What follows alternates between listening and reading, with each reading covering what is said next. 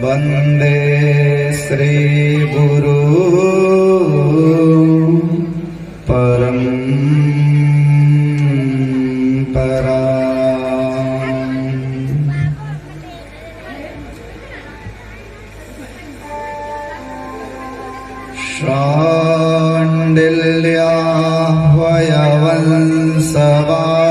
शाण्डिल्याह्वयवंशवारिधिविधुम्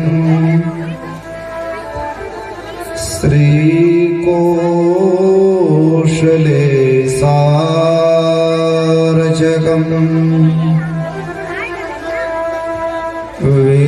विश्वक्षेण यतीन्द्रदेशिकपदम्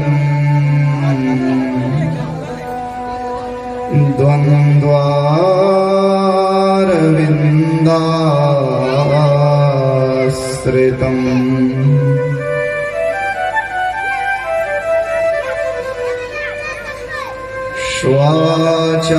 स्वाचार्येषु यतौ जगद्गुरुवरे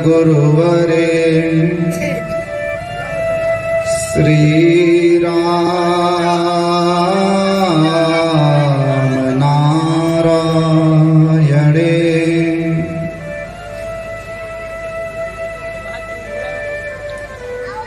नित्यं सप्तमतिं जगद्गुरुवरम्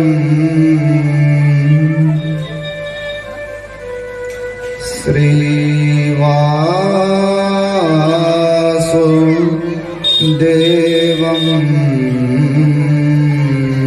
भजे।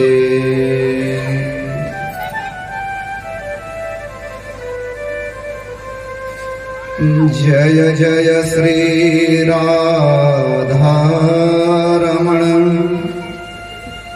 जय जय नवल किशोर, जय गोपी चित चोर प्रभु, जय जय माखन चोर।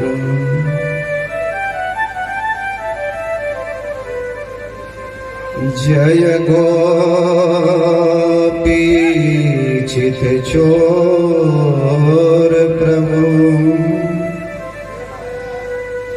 जय जय माखन चोर।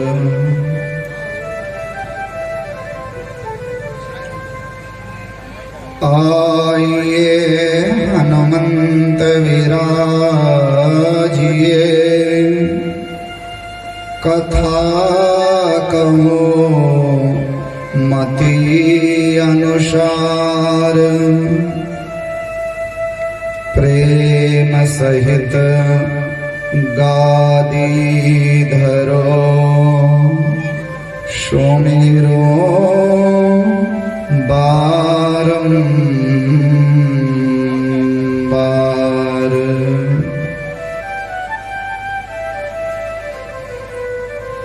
प्रेम सहित गादी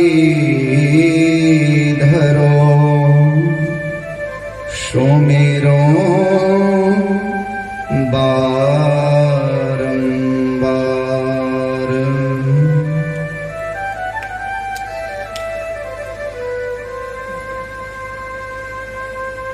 भगवान श्री कृष्ण जी की वांगमयी प्रतिमूर्ति श्रीमद् भागवत महापुराण।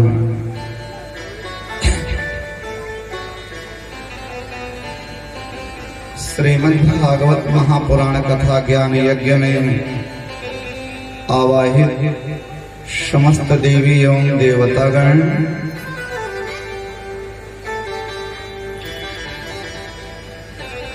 इस कथा के मुख्य यजमान श्रीमान यजमान परम भागवत श्री राम सूरत दुबे जी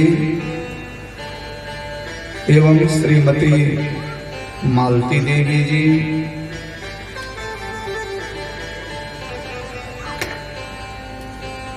प्रतिनिधि यजमान श्री वीरेंद्र कुमार दुबे जी रामभद्र दुबे जी, श्री देवबक्स दुबे जी, अशोक कुमार दुबे जी, दिनेश दुबे, मुकेश दुबे जी, रत्नेश दुबे जी एवं समस्त दुबे परिवार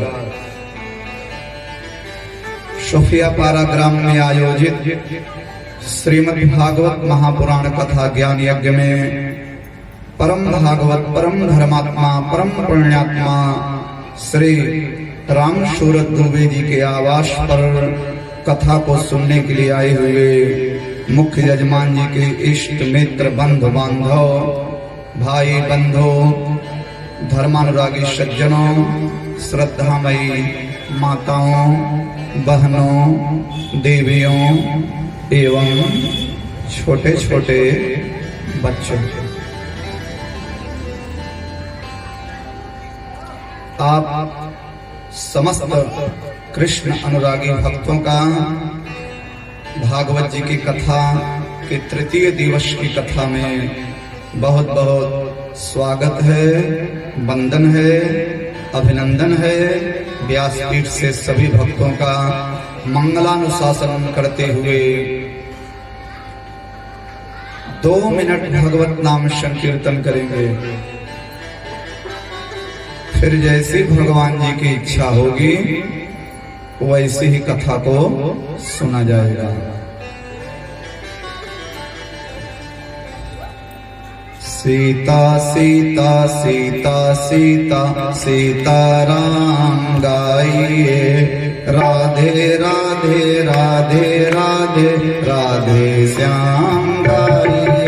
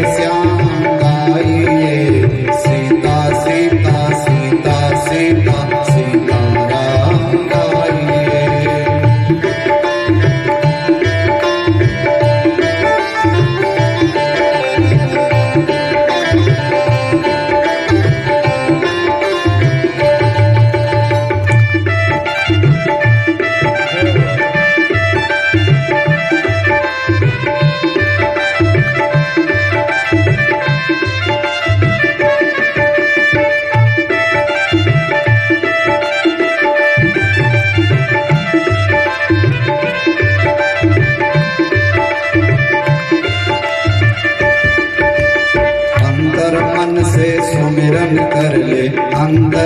से सुमिरन कर ले, प्रेमामृत से जीवन भर ले।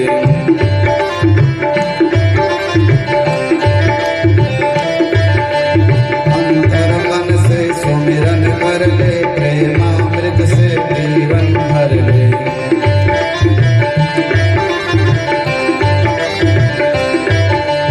धीरे धीरे धीरे धीरे धीरे धीरे साथ पाइए, सीता सीता सीता सीता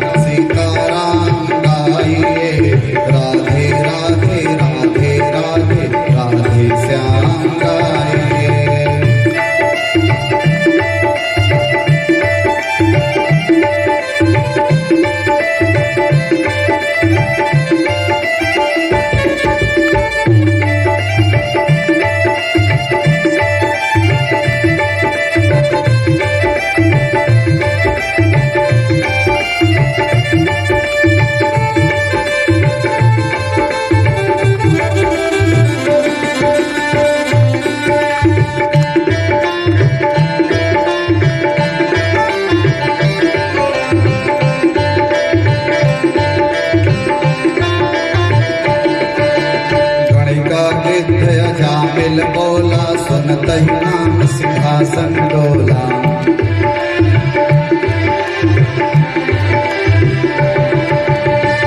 का गीत अजामिल बोला, सुनते ही नाम सिंहासन डोला।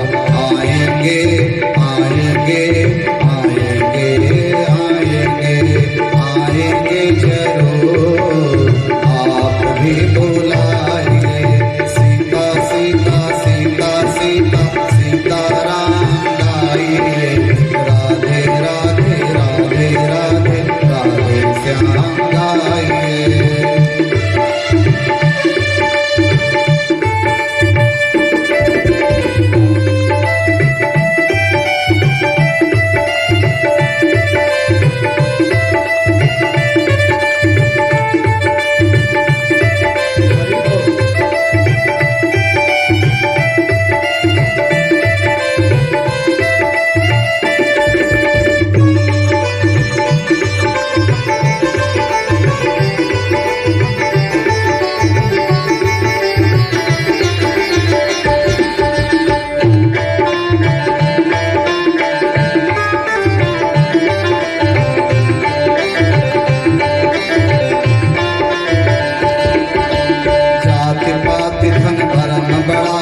हरि को कुछ नहीं चाहिए भाई,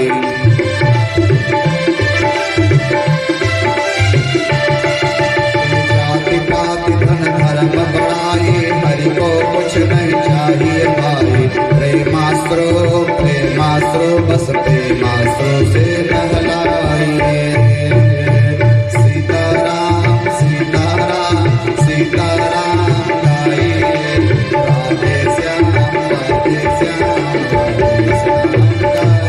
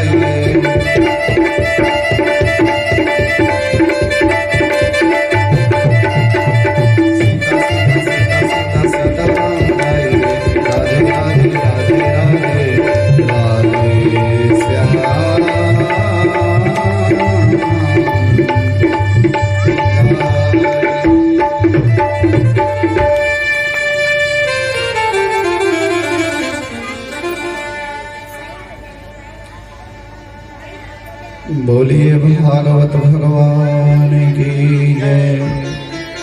श्री सीतारामचंद्र भगवान की जय।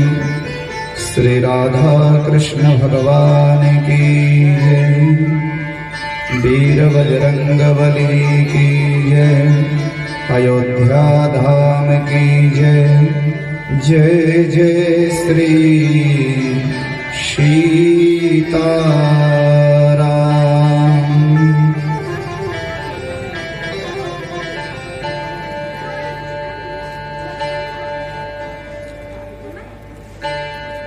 आइए हम लोग खूब प्रेम से भगवान जी की कथा को सुने। मीठी मीठी कथा।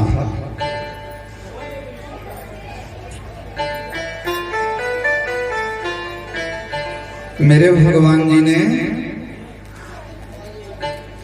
परीक्षित जी की रक्षा की। अब बुआ कुंती का भाव देख करके भगवान थोड़े दिन और हस्तिनापुर में ही रुक गए। द्वारिका जाने का प्रोग्राम कैंसिल किए। भीष्म पितामह के माध्यम से पांडवों को धर्म का उपदेश कराए। भीष्म पितामह का महाप्रयाण, पांडव राजगद्दी पर बैठे। भगवान श्री कृष्ण गए द्वारिका। द्वारिका में मेरे गोविंद का राजोचित स्वागत हुआ है। इधर जिस बालक की गर्भ में रक्षा किए थे उसी बालक का नाम पड़ा परीक्षित। धीरे धीरे धीरे धीरे परीक्षित बड़े होने लगे। पांडव बहुत सुंदर राजकाज करने लगे। भगवान श्री कृष्ण भी द्वारिका में आनंद के साथ में रह रहे हैं। दिन बीता, समय बीते, 36 वर्ष बीत गए। भगवान श्री कृष्ण भी ब्राह्मणों के श्राप को बहाना बना करके भगवान इस धराधाम को छोड़ करके चले गए। और जिस समय भगवान इस धराधाम को छोड़े, अर्जुन वहां उपस्थित थे। अर्जुन आकर के जब युधिष्ठिर जी से सारी दास्तान बताए, युधिष्ठिर भी इसी बालक परीक्षित को राजगद्दी पर बैठा करके युधिष्ठिर भी चले गए स्वर्ग। पांचों पांडवों द्रौपदी के साथ स्वर्गारोहण की यात्रा की, हिमालय यात्रा। परीक्षित जी ने बहुत सुंदर राज्य किया। और एक दिन के बाद जब परीक्षित अपने राज्य में टहल रहे हैं तो क्या देखते हैं, एक काला काला पुरुष गाय और बैल को मार रहा है। परीक्षित ने कहा, ठहर, कौन है तू? और जैसे उस काले पुरुष को मारने दौड़े, पैरों पर गिर पड़ा। मुझे मत मारो राजा, मैं तुम्हारी प्रजा हूँ, मुझे स्थान दो राजा, मुझे मारो मत, मैं कलयुग हूँ राजा। जैसे सतयुग, त्रेता, द्वापर युग, उसी तरह से मैं युग धर्म हूँ राजा, मुझे समझो। राजा परीक्षित ने कहा, तू पापी है, इसलिए जा, मैंने तुम्हें 4 स्थान दिया। अभ्यर्थितास्तदा तस्मै स्थानानि कलये ददौ। द्योतं पानं स्त्रियः सोना यत्र धर्मश्चतुर्विधः।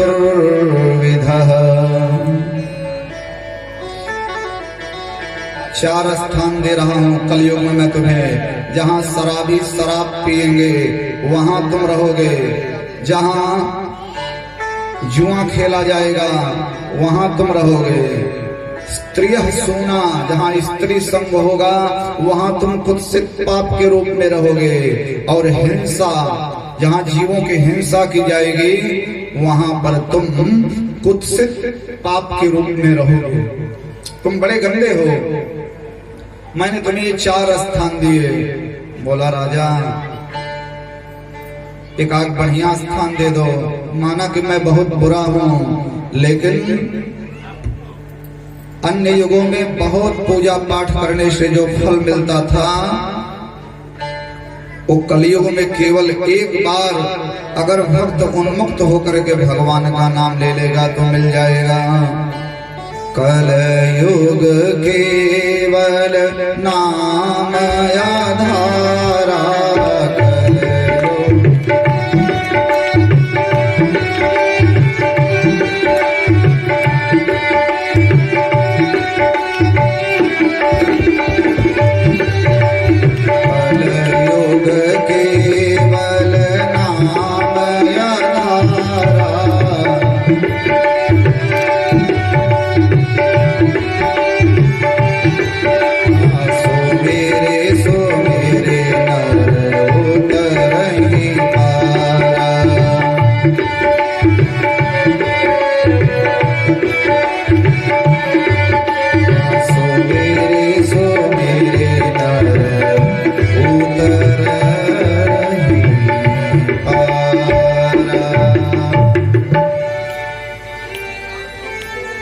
राजा ने कहा जाओ, मैंने तुम्हें सोने में स्थान दिया।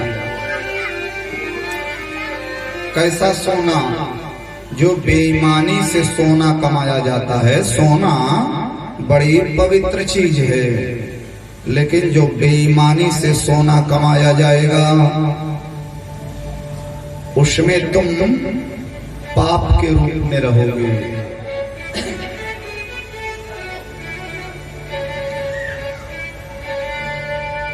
राजा ने सोने में स्थान दिया। एक दिन राजा जब मुकुट पहने तो कलयुग को मौका मिला और कलयुग राजा के सिर पर बैठ गया। कलयुग माने होता है पाप। वो जो राजा आज मुकुट पहने हैं ना, वो मुकुट इनका तो है नहीं। अत्याचारी जरासंध का मुकुट है, खजाने में रखा था। पांडव लोग जरासंध को मार करके आए, मुकुट खजाने में रखा, और आज वही मुकुट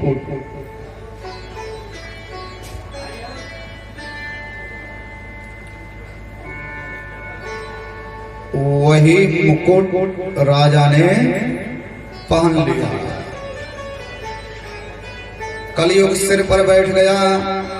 राजा को प्यास लगी, एक ऋषि के आश्रम में गए। ऋषि का नाम है समीक। राजा बोले, मुझे पानी दो महात्मा, मैं धरती का सम्राट प्यासा हूँ। ऋषि बेचारे अपने ध्यान में तल्लीन थे। जो सच्चे संत होते हैं, सच्चे संतों को दुनियादारी से कोई लेना देना नहीं होता है। सच्चे संत अपनी आत्मा में ही लीन रहते हैं। मन लगा मोरा यार फकीरी में, मन लगा मोरा यार फकीरी में। जो सुख मिलो है राम भजन में, जो सुख मिलो है राम भजन में, ओ सुख नाही अमीरी में।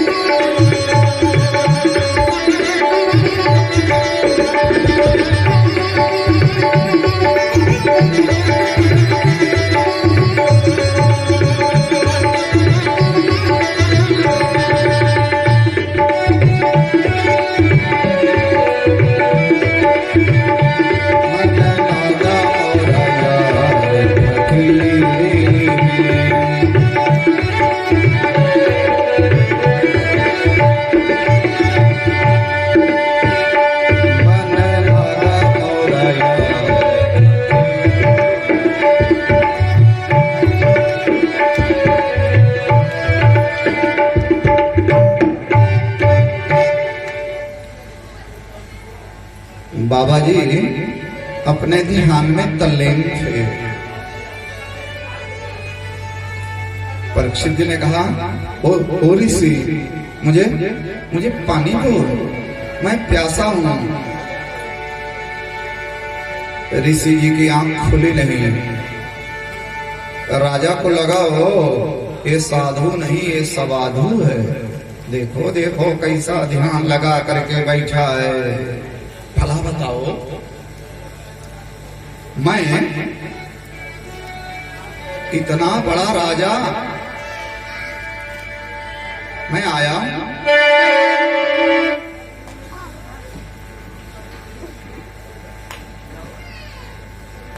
और इतना तगड़ा ध्यान लगाया, इसका ध्यान ही नहीं खुल रहा है। राजा के मन में दुर्भावना जगी। देखिए, जब पाप सिर पर बैठा रहता है ना, पाप, तभी तो माता के प्रति, गुरु के प्रति, माता पिता, गुरु, देवता, वेद, शास्त्र, पुराण, गौ माता के प्रति अगर दुर्भावना मन में जगने लगे तो समझो कि पाप बैठ गया है।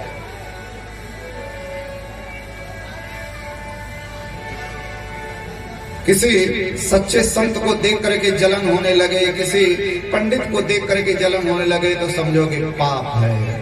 माता पिता के ऊपर में बहुत ज्यादा गुस्सा लगने लगे तो समझो कि पाप, कलयुग आ गया है। राजा ने उसी गुस्से में ऋषि के गले में मरा हुआ सांप लपेट दिया और इन्हीं ऋषि का एक 10 साल का बेटा है, नाम है श्रृंगी। छोटे छोटे ऋषि कुमारों के साथ पानी में खेल रहा था। ऋषि कुमार दौड़ते दौड़ते गए, श्रृंगी श्रृंगी श्रृंगी। श्रृंगी ने कहा, क्या हुआ? श्रृंगी, जाओ देखो तुम्हारे पिता की बड़ी दुर्दशा है। राजा परीक्षित ने उनके गले में मरा हुआ सांप लपेट दिया। 10 साल का वह ब्राह्मण पुत्र गुस्से में आ गया और वही जल उठाया। ये वो समय था जब ब्राह्मण अपनी तपस्या से बलवान हुआ करते थे।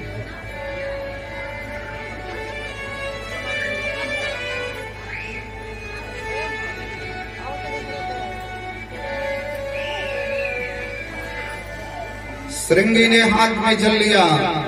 जिस राजा ने मेरे पिता के गले में मरा हुआ सांप लपेटा है, आज के 7 दिन बाद तक्षक नाग के काटने से ऐसे राजा की मृत्यु हो जाएगी। वाक वज्रो विसर्ज आया और वहां से अपने पिता के गले से मरा हुआ सांप लपेटा जो था उसको फेंका, रोने लगा। ऋषि जगे, बेटा तुम क्यों रो रहे हो? पूरी दास्तान बताया कि पिताजी आप तपस्या में थे, कैसे राजा ने आपके साथ बदतमीजी की और मैंने राजा को श्राप दे दिया पिताजी। ऋषि रोने लगे, बेटा तुमने जिस राजा को श्राप दिया है वो धरती का बहुत अच्छा राजा था, बहुत अच्छा राजा था बेटा। ये राजा षड्यंत्र का शिकार हुआ है। बोले पिताजी मैंने तो श्राप दिया। तुरंत समीक ऋषि अपना एक चेला भेजे गौरमुख, और इधर राजा जब मुकुट उतारे तो राजा पश्चाताप करने लगे, अरे राम राम राम, ये मैं मुझसे कैसा अपराध हुआ? मैंने एक महात्मा के गले में मरा हुआ सांप लपेट दिया। ओहो, मैं सवेरे जाऊंगा और माफी मांगूंगा। अभी ये सोच ही रहे थे कि तब तक द्वारपालों ने कहा समीक ऋषि का चेला गौरमुख आया है। गौरमुख से राजा मिले। गौरमुख ने कहा, हे राजा बड़ा अफसोस है कि आपको समीक ऋषि के नादान बेटे ने श्राप दे दिया है, आप 7 दिन में मर जाओगे। ब्राह्मण जब श्राप दे दिया, इसीलिए किसी का श्राप लेना नहीं चाहिए। माता पिता का श्राप, गुरु का श्राप, ब्राह्मण का श्राप, किसी गरीब दीन दुखी की श्राप मीन्स हाय खाली नहीं जाती। राजा तुम बचोगे नहीं, तुम्हारी अकाल मृत्यु हो गई। अपने मृत्यु का उपाय सोचो। राजा ने जाना कि अब मैं मर जाऊंगा। राजा घबरा गए। मैं मरूंगा। मीटिंग बुलाए, अपने बेटे जनमेजय को राजगद्दी पर बैठाए और उसी रात राजा परीक्षित सब कुछ छोड़ करके चले गए गंगा के किनारे।